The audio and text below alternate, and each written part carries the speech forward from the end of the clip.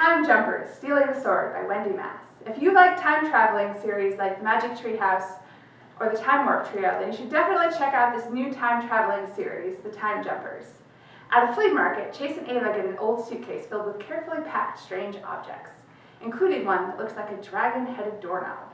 But when they touch it, they suddenly find themselves back in King Arthur's court, where they meet Merlin and learn what that dragon-headed doorknob really is. Turns out, they have a really important job to do, and they have to act fast. And then they have to figure out how to get back home.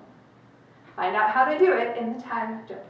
Mia Mayhem is a Superhero by Kara West is the first book of a new series about Mia, who thinks she's just an ordinary girl, until one day she gets a letter in the mail telling her that she's been accepted to a superhero training school, and she's actually been a superhero all along. And what's more, her whole family are superheroes, and all of the chaos that has surrounded Mia her whole life has really just been her superpowers getting out of control.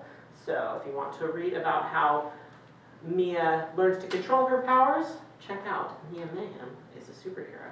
This is Ada Twist and the Perilous Pants by Andrea Beatty, which is the second book in the Questionnaires series.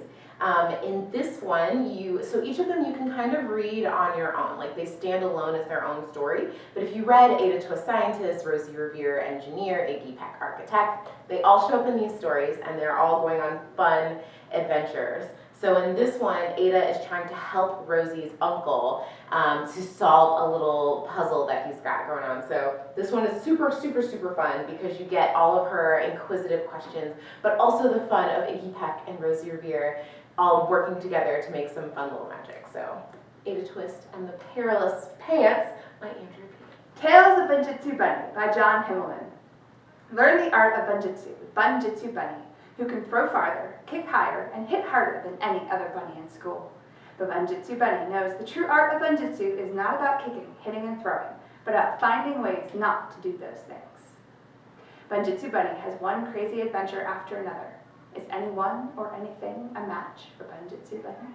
Where's Harmony by Julie Kim is a graphic novel about two little kids who are on the hunt for their missing grandmother. And their journey takes them through a bunch of different stories of Korean folklore, and they meet a bunch of animals who only speak Korean.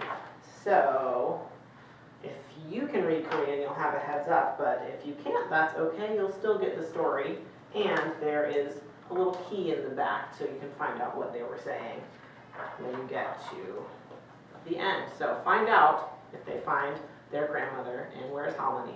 King and Kayla and the Case of Found Fred by Dorian Hillston Butler is a great series about a dog named King and his human Kayla, and it's told from the perspective of King, which is part of why I love it, because it's a great dog story.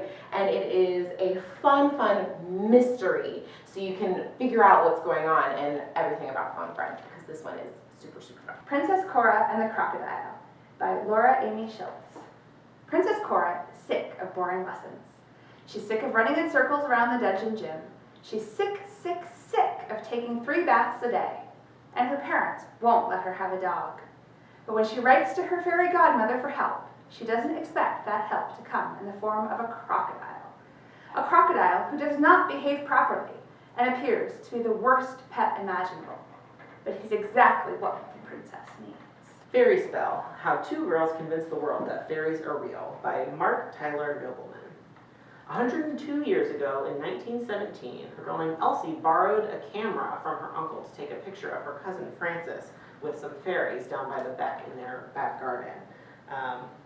What they didn't expect was that this photograph would get picked up by the news and become a global sensation because photography was pretty new back in 1917. A lot of people didn't understand how it worked, and they certainly didn't have Photoshop, so people didn't know if the fairies in this picture were really real or not. The story even got picked up by Sir Arthur Conan Doyle, who you may know as the author of Sherlock Holmes. So read this book to find out all of the detail of how the photograph came to be and whether those fairies were actually real. Little Dreamers, Visionary Women Around the World by Vashti Harrison.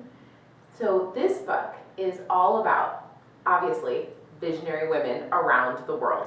But here's what makes it magical. So each page, index, each page is a different woman. This is Ada Lovelace, but each one the girl kind of looks the same. So it's almost as if you can pretend that you're playing dress up and being this person.